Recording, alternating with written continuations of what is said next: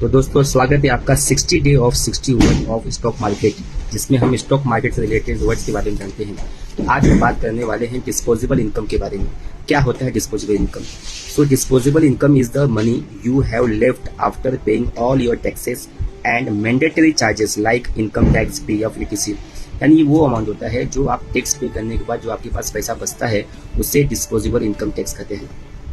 इसका एक फॉर्मूला होता है जिसके disposable income equal to total income, यानी आपके पास जितना इनकम है अगर उसमें से टैक्सेस और मैंडेटरी डिडक्शन को माइनस कर दें और जितना अमाउंट आपके पास बचता है उसे डिस्पोजेबल इनकम कहते हैं। और ये disposable income just for saving, खर्चा करने के लिए आपके लिए होता है।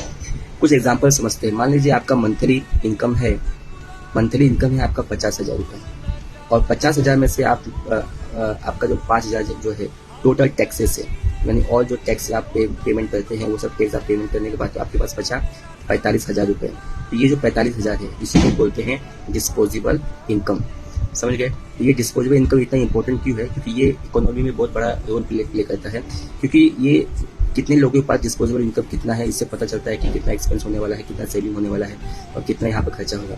तो this is a disposable income. I hope आपको ये बात समझ में आ गई होगी कि डिस्पोजेबल इनकम किसे कहते हैं। तो स्टॉक मार्केट से रिलेटेड ऐसे शब्दों को जानने के लिए फॉलो कीजिए स्ट्रेटजी।